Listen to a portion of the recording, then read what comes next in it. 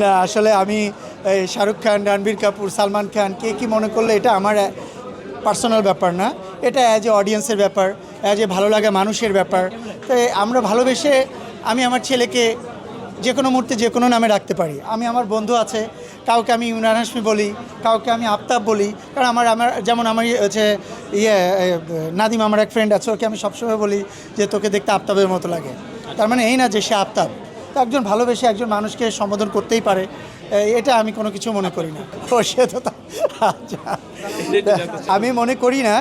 আমি অবশ্যই কেন মনে করব না, একটা মানুষের একটা আর্টিস্টের স্বপ্ন থাকতেই পারে যে তার মতো হতে হবে।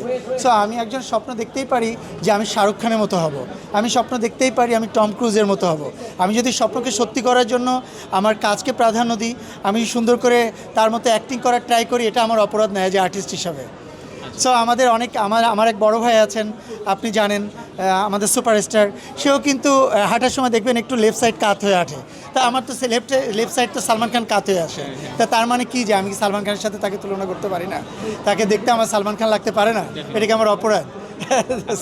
ভাই আমি অ্যাজ এ আর্টিস্ট আমার কাজ ছিল আমি ভালোভাবে কিভাবে অ্যাক্টিং করব, পোস্ট প্রোডাকশনের কাজ প্রযোজকের, পোস্ট প্রোডাকশনের কাজ একজন এডিটরের, পোস্ট প্রোডাকশনের কাজ একজন ডিরেক্টরের। সো পোস্ট প্রোডাকশনে সিজিআই করে তারা পিছনে মসজিদটা কীভাবে দিয়েছে, কিভাবে কি করছে, এটা আসলে অ্যাজ এ আর্টিস্ট হিসাবে আমার দায়িত্ব না। বাট যেটা হয়েছে আমার কাছে বেশি একটা ভালো মনে হয়নি, চাইলে এর থেকে আরও ভালো কিছু করতে পারতো। যার জন্য এখন চাইলেও আমি অনেক লাস্ট উইকেও আমার 3-4টা ছবি আসছে, একটা না 2-4টা ছবির কথা আসছে। আমার কাছে এখন মনে হয়েছে যে আমি খুব চুজ করে করে ছবিগুলো ধরবো। আমি হুট করে প্রোডাকশন পেলে আমি ধরছি না ছবি, আমি অনেকগুলো ছবির ভিতরে ছেড়েছি। আর আসলে অ্যাক্টিং করার আগে বা ছবি শুরু করার আগে অনেক কিছুই আউটপুট বোঝা যায় না, যখন করতে যাওয়া যায় তখন বোঝা যায়।